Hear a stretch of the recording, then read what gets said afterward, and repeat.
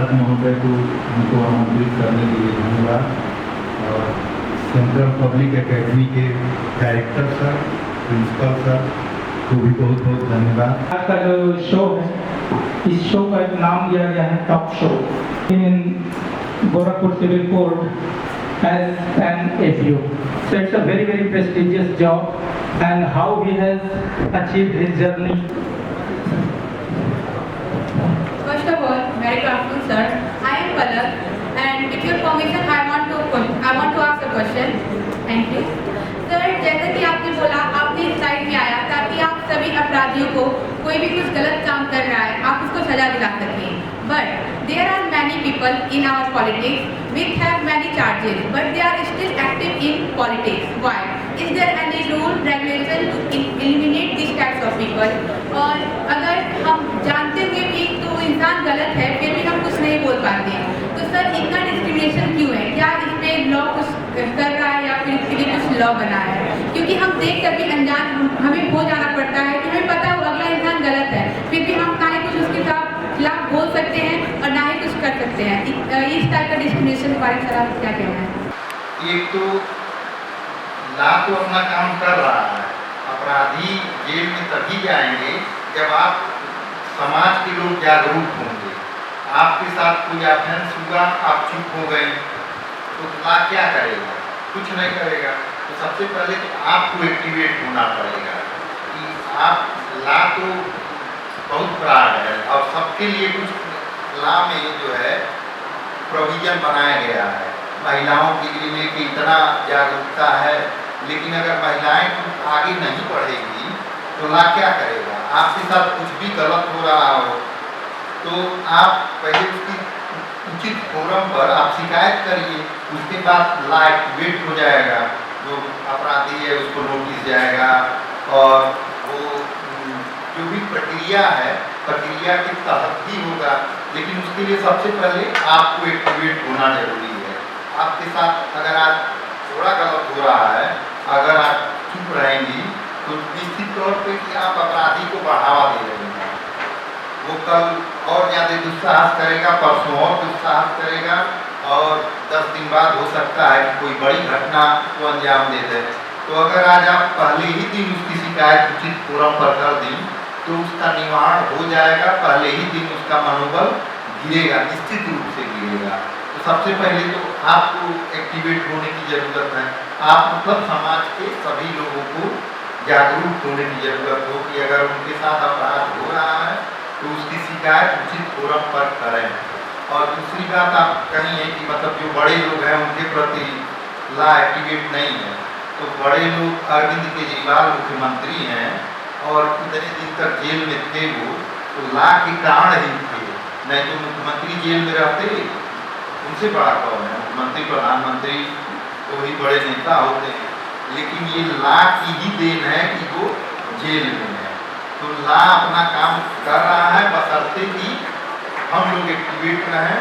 और बाकी supreme court, high court इस समय देखिए कितना एक्टिव है कि अपने से संज्ञान सुप्रीम कोर्ट ले ले रहा है. अभी कलकत्ता में एक घटना हुई है, उसका संज्ञान सुप्रीम कोर्ट स्वतः लिया, कोई गया नहीं था. और बंगाल सरकार की बहुत उसमें छिछालेदर भी हुई है, CBI जांच सब. तो ऐसा नहीं है कि ला जो है डिस्क्रिमिनेशन कर रहा है. डिस्क्रिमिनेशन किसी के साथ हो भी रहा है, उसके जिम्मेदार हम और आप हैं. इस समय इतना फोरम है, IGRS से लेके आप एप्लीकेशन RTI का आप उपयोग करिए. कहीं कोई गलत हो रहा है उसकी सूचना RTI कर लीजिए. कोई अगर पार्टी के प्रति ऑफेंस है तुरंत आप लिखित शिकायत करिए. मुख्यमंत्री जी स्वयं जनता दरबार लगा रहे हैं यहाँ गोरखपुर में, कोई नहीं सुन रहा है, वो सुनवाई कर रहे हैं. तो अगर एक फोरम पे नहीं आपकी सुनी जा रही तो दूसरे फोरम पे जरूर सुनी जाए. बस जरूरत है कि थोड़ा धैर्य रख के और अपनी शिकायत करें.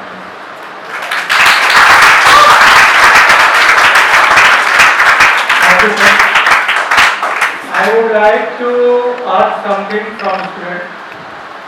अगर आप जैसे you want to make your own career, आपको करियर बनाना है, तो any question regarding your career career oriented question please. Good afternoon sir. Sir मैं रितेश शुक्ला कक्षा 10वीं का छात्र हूँ। सर मैं ये पूछना चाहता हूँ कि सर हमें अपने लक्ष्य को कब निर्धारित करना चाहिए, अभी या ग्रेजुएशन के बाद? लक्ष्य तो आप जितना जल्दी निर्धारित कर दें उतना ही अच्छा होगा, क्योंकि जितना ही लेट करेंगे उतना ही लक्ष्य आपसे दूर होता चला जाएगा। जैसे मान लीजिए कि आप गोरखपुर जाना है आपको, और अभी देवरिया आप हैं, देवरिया से ही अगर आप लक्ष्य अपना निर्धारित कर दिए कि हमको गोरखपुर जाना है, तो जो नियरेस्ट रास्ता होगा वो आप चुनेंगे। और वैसे आप चल रहे हैं बिना लक्ष्य के, तो देवरिया से पहले उधर सलेमपुर रास्ते पर गए, वहाँ लगा कि हमको गोरखपुर चलना चाहिए, तो फिर आप पढ़े, तो जो दूरी आपकी 40 किलोमीटर की है वो दूरी आपकी कितनी हो गई? 70 किलोमीटर की हो गई। तो लक्ष्य जितना पहले आप निर्धारित कर देंगे उतना ही लक्ष्य मिलने में आपको आसानी होगी। लक्ष्य जितना ही आप देर से ग्रेजुएशन करने के बाद अगर आप लक्ष्य बना रहे हैं कि हमको IAS बनना है या इंजीनियर बनना है, तब तो आप टू लेट, क्योंकि अब जब एग्जाम देने की बारी आई तब आप लक्ष्य के बारे में सोच रहे हैं। तो लक्ष्य जितना जल्दी आप निर्धारित कर लीजिए और उसके प्रति एकदम पूरी ईमानदारी से काम करिए। आज ही से ईमानदारी से लग जाइए कि हमको ये बनना है, तो ये हमको इतनी मेहनत करना होगा, बाकी ईश्वर आपकी जरूर मदद करेगा।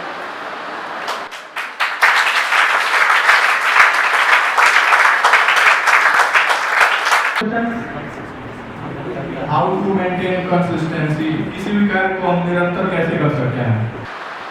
किसी भी काम में निरंतरता बनाए रखने के लिए उसी के लिए तो अभ्यास की जरूरत है।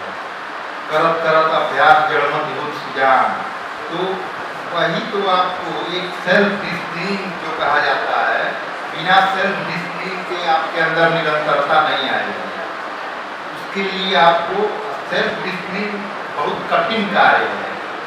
जैसे सेल्फ डिसिप्लिन का मतलब ये है कि अपने विरुद्ध कार्य, कि हम रोज सुबह 4 बजे उठें, तो 4 बजे उठना किसी को अच्छा नहीं लगता, लेकिन उसके लिए एक अपना नींद त्याग करके सुबह 4 बजे उठ के अगर आप पढ़ रहे हैं तो आप अपने लक्ष्य के प्रति समर्पित हैं, तभी कर पा रहे हैं।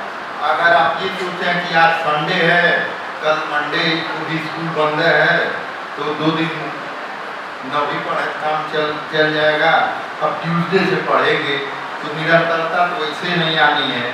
जब ट्यूसडे या फ्राइडे आप चूज करने लगेंगे तो निरंतरता का मतलब ही होता है रोज। तो जो काम आप कर रहे हैं, अगर लक्ष्य के प्रति ईमानदारी से आप आगे बढ़ रहे हैं, तो खाना आप भूल सकते हैं लेकिन वो काम नहीं छोड़ सकते हैं जिसके लिए आप लगे हुए हैं। तो निरंतरता तो अपने आप आ जाएगी जब आप ईमानदारी से आप लगे हुए हैं। बाकी अगर आप चूज कर रहे हैं कि आज संडे है, कल मंडे स्कूल बंद है, कल कोई पूछेगा नहीं, ट्यूसडे से करेंगे, तो कभी निरंतरता नहीं आ पाएगी।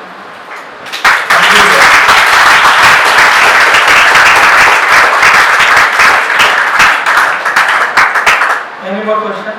सर आपने जैसा कि बोला कि लक्ष्य होना जरूरी है, तो सर उसी में प्रश्न ये है मेरा कि हम कहते हैं कि बच्चे ही देश के भविष्य होते हैं, तो और सबसे पहले तो मेरे मम्मी पापा जो है वो सोचते हैं कि ये परिवार का भविष्य है, देश को हम आगे रखते हैं, तो सबसे पहले मेरे मम्मी पापा यही सोचेंगे कि परिवार का भविष्य है। तो सर अगर हम बार बार कोशिश कर रहे हैं अपने लक्ष्य को लेके और बार बार मुझे असफलता हासिल हो रही है, सर इस पे आप क्या कहना चाहेंगे? इसके तो पहले भी मैं कह चुका हूँ कि असफलता जो है वो सफलता की कुंजी है। अगर आप असफल होते हैं तो निराश बिल्कुल नहीं होना चाहिए। अगर निराश होंगे तब तो आगे और असफल होंगे। जैसे किसी सब्जेक्ट में आप 100 आउट ऑफ 100 में आप 60 नंबर पाते हैं, या फेल हो गए उसमें 40 नंबर पाए, 30 नंबर पाए, तो इसका क्या मतलब है कि कहीं न कहीं हमारे प्रयास में कमी रह गई है। तो 30 नंबर हम पाए हैं, तो पहले तो आप ये स्वीकार करिए कि हमारी कमी है। 30 नंबर हम पाए हैं तो हम अपनी कमी की वजह से ही 30 मार्क्स पाए हैं, दूसरे कमी की वजह से नहीं। तो उसके लिए आप ईमानदारी से पहले तो स्वीकार करें कि मेरी गलती है, और स्वीकार करने के बाद और ज़्यादा मेहनत करें कि इस बार 30 नंबर पाए हैं, अगली बार हम 70 नंबर पा के दिखाएंगे। तो ईमानदारी से अगर लगेंगे तो सफलता मिलेगी। अगर आप ये सोच के कि अब 30 नंबर पाए हैं, अब इससे खराब क्या होगा, आप इस पढ़ के भी हम इससे ज़्यादा क्या कर पाएंगे, ये अब पढ़ने की जरूरत नहीं है। तो अगर ये भाव मन में आ गया तो आपको उसी समय हार मान लिए, जीवन से भी और पढ़ाई से भी। तो आशा रखना बहुत जरूरी है। अगर उम्मीद ही नहीं है तो आगे आप कुछ नहीं कर सकते हैं। उम्मीद पर ही दुनिया टिकी हुई है। उम्मीद है, आपके अंदर आशा है, तो आप कुछ भी कर सकते हैं। ये एक शेर है कि कौन कहता है कि आत्मा में सुराग नहीं हो सकता, एक पत्थर तो तबीयत से उछालो यारो। तो आप पहले ही जो है पहले ही हार मान लेंगे तो कैसे आगे बढ़ेंगे। आप आसमान में सुराग भी कर सकते हैं, लेकिन उसके लिए क्या करना पड़ेगा, पत्थर जो है दिल से तबीयत से उछालना पड़ेगा।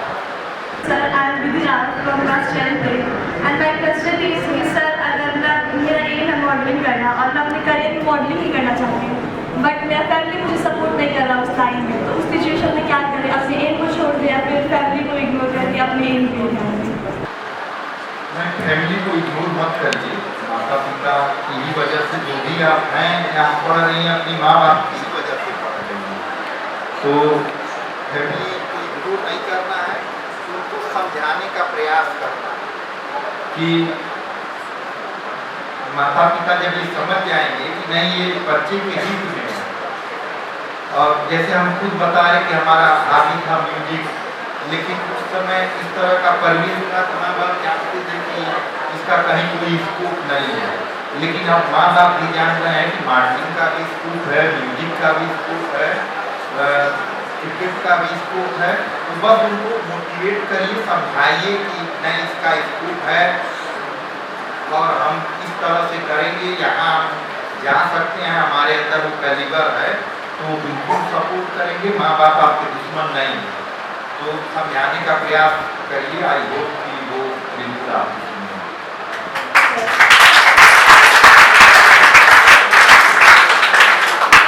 Any more question? Very soon we are going to end this session. Any more question, please? Good afternoon sir, मेरा नाम कृष्ण प्रसाद का छात्र है। मेरा प्रश्न आपसे ये है कि अगर कुछ लोगों के सामने ऐसा अक्सर देखा जाता है कि मर्डर होते हुए, क्राइम होते हुए हो जाता है कुछ लोगों के सामने, तो उन व्यक्ति को पता होता है कि असली गुनहगार कौन है, लेकिन कुछ जगहों पर ऐसा भी होता है कि वो लोग डर के मारा बताना नहीं चाहते हैं। तो इसका मतलब वो लोग पूरी तरीके से सिक्योर नहीं है। हमारे सवाल में ऐसा क्यों है सर, मैं ये जानना चाहता हूँ आपसे। बहुत अच्छा सवाल आपका रहा है। थोड़ी चर्चा भी इसके पहले हुई भी है कि ये सब समाज के में नैतिक मूल्यों की गिरावट है जो भी हो रहा। आजकल देखिए कोई सबका समय जो है कीमती हो गया है। रास्ते में आप देखते होंगे, कई बार आप जाते होंगे, कोई एक्सीडेंट हो गया, गिरा हुआ है, कोई आने वाला तक नहीं मिल रहा है। जब तक ये काम अब पुलिस के जिम्मे है, पुलिस आएगी तभी उसको उठाएगी। कोई रोक के हर आदमी ये करता है कि हम क्या रखें जाए लफड़े में। और कुछ इसका जो कारण है वो ये भी है कि कुछ दोष हमारे व्यवस्था में भी है, हालांकि वो अब दूर कर लिया गया है। जैसे पहले था कि अगर हॉस्पिटल आप ले गए किसी व्यक्ति को, कोई व्यक्ति एक्सीडेंट में घायल हुआ, तो आपसे ही ज़्यादा क्वेरी होने लगती थी कि आप कैसे देखे, कैसे पाए, आपका नाम क्यों है। तो आपको लगता था कि खामखा हम परेशान हो गए इसको ले आके, अब हम चले इससे मुकदमे में गवाही देने या यहाँ अपना नाम पता लिखवाएं। तो हालांकि अब वो दूर कर लिया गया है। अब कहीं एक्सीडेंट हो कोई लेके जाता है हॉस्पिटल में तो अब उसका नाम पता नहीं पूछा जाता है, अब जो है उसका सीधे इलाज किया जाता है, अब जो लेके आया उसको छोड़ दिया जाता है। और दूसरी बात आप कह रहे हैं कि मर्डर होते हुए देखते हुए भी हैं, तो इसको तो हम अपनी जिम्मेदारी माने, इस तरह का हम अपना पूरे समाज के अंदर जो नैतिक मूल्य है उसका अगर गिरावट नहीं होगा तो ये चीज़ें जो अपने आप आएंगी, मदद हम करें लोगों की। अगर किसी का कोई मर्डर कर रहा है तो पहले तो फर्स्ट ऑफ ऑल कि हम खुद जो भी उसकी मदद हो पाए, कि अगर एक आदमी मर्डर करने वाला है या 4 आदमी वहाँ खड़े हैं तो अगर तुरंत उसके पास पहुँच गए तो हमको तो नहीं लगता है कि मर्डर करने वाला उसके बाद भी मर्डर करेगा। जब देखेगा 4 लोग इकट्ठा हो गए तुरंत वो भाग जाएगा। मान लीजिए मर्डर कर ही दिया तो हमारी जिम्मेदारी क्या है कि तुरंत जो है पुलिस को सूचना दें हम, लेकिन आदमी वो भी नहीं करता है, हमसे क्या मतलब है। पुलिस अभी एक बच्ची पूछी कि क्या करना चाहिए, तो पुलिस तभी एक्टिवेट होगी जब उसको कोई सूचना मिलेगी।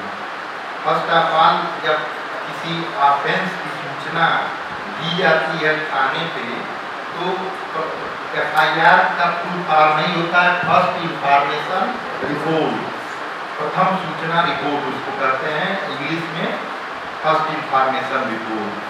तो फर्स्ट इंफॉर्मेशन रिपोर्ट का मतलब ये होता है कि किसी अपराध की सूचना, वो बस सूचना मात्र होती है कि यहाँ मर्डर हुआ है, वो कोई भी दे सकता है, उसके लिए ये नहीं है कि उसके घर का हो, उसके रिलेटिव हो, वो सूचना कोई भी। आप जा रहे हैं रास्ते में देखें कि एक आदमी जो है किसी आदमी को मार पीट रहा है, आप न भी बचाए उसको मौके पर रुक के तुरंत जो है जो भी नियरेस्ट पुलिस स्टेशन है वहाँ सूचना दे दीजिए, वहाँ भोपा चौराहे पे एक आदमी मारा पीटा है, हम देखे हैं, तो पुलिस अपना काम करेगी। तो हम जो है अपना काम जब तक नहीं करेंगे तो दूसरों से केवल ये उम्मीद करना कि वो अपना काम करें, ये ठीक नहीं। इसीलिए संविधान में देखिए मूल कर्तव्य और मूल अधिकार दोनों जो जोड़े गए हैं, जो हमारा कॉन्स्टिट्यूशन है इंडियन कॉन्स्टिट्यूशन, उसमें मूल अधिकार भी हैं, मूल कर्तव्य भी हैं कि हमको क्या हमारा ड्यूटी है, फंडामेंटल ड्यूटी। और तो पहले फंडामेंटल ड्यूटी जानिए तब अपने राइट की बात करिए। हम पानी बिजली सब बचाने कभी आप लोग जो है नल खुला है तो सोचते हैं कि हम नल बंद कर दें, पानी वेस्ट ना हो, बहुत अच्छी बात है। तो ये सब क्या है, ड्यूटी है, और ये इसके लिए आपको कोई कहेगा नहीं, आपके अंदर से ये चीज़ जो है महसूस होनी चाहिए कि पानी बर्बाद हो रहा है, हम नल बंद कर दें। सड़क पे जा रहे हैं, कोई वृद्ध आदमी सड़क पार कर रहा है, उसको हम पार करा दें, ट्रैफिक की वजह से वो पार नहीं कर पा रहा है। तो ये सब मोरल वैल्यू है और इसको आपको अपने ही जो है बढ़ाना होगा।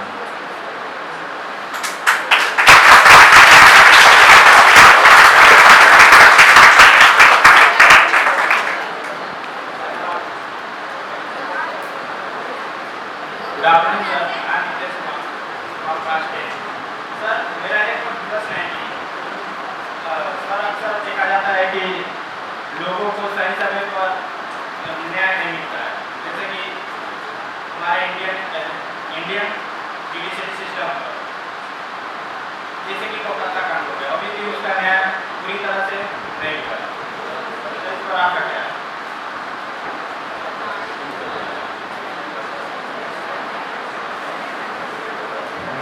आपका जो सवाल है वो एक तरह से पूरे समाज पर भी ये सवाल है और विधि व्यवस्था पर भी सवाल है और सरकार पर भी सवाल है। तो कोई भी, जैसे बंगाल में जो पूरा देश आक्रोशित है और इसमें कहीं ना कहीं जो है स्टेट गवर्नमेंट की भी भूमिका संदिग्ध है, ताकि पूरा देश जागरूक है।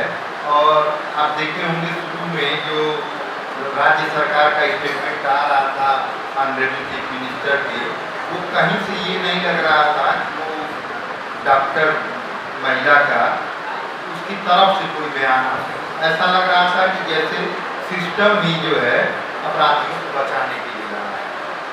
तो फिर सुप्रीम कोर्ट सक्रिय हुई सुप्रीम कोर्ट ने उसमें स्वतः संज्ञान लिया था। फिर सेंट्रल गवर्नमेंट सक्रिय हुई, CBI, स्टेट पुलिस को ये लगा कि स्टेट पुलिस नहीं कुछ कर पाएगी तो CBI जांच हुई। अब इस समय CBI जांच हो रही है, लगभग जांच पूरा है, तो थोड़ा विलम्ब हुआ, लेकिन ये नहीं कह सकते हैं कि न्याय नहीं हुआ। तो और इसमें आपको बताएं विलम्ब का कारण भी कि तीनों व्यवस्था, समाज को भी जागरूक होना पड़ेगा। समाज तो है इसमें, पूरे देश में विरोध हो रहा है, हर स्तर पे जो भी जहाँ है विरोध कर रहा है, हर आदमी चाह रहा है कि उस महिला के प्रति न्याय। तो जांच लगभग पूरी है और न्याय व्यवस्था भी, विधि व्यवस्था भी अपना काम कर रहा है, सेंट्रल गवर्नमेंट भी अपना काम कर रही है, समाज भी अपना, समाज के हर वर्ग उसके साथ खड़ा है, तो समाज भी अपना काम कर रहा है।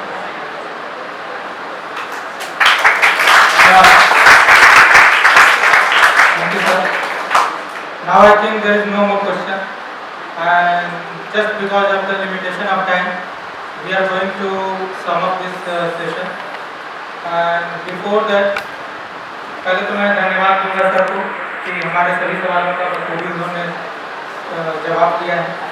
और I would like to request Reverend Chairman sir for thanks note.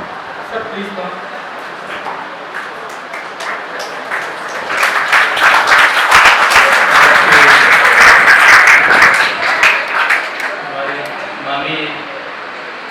Guest, if you are future, आपने सबसे पहले तो हम आपको हिंदी दिवस की ढेर सारी शुभकामनाएं देते हैं।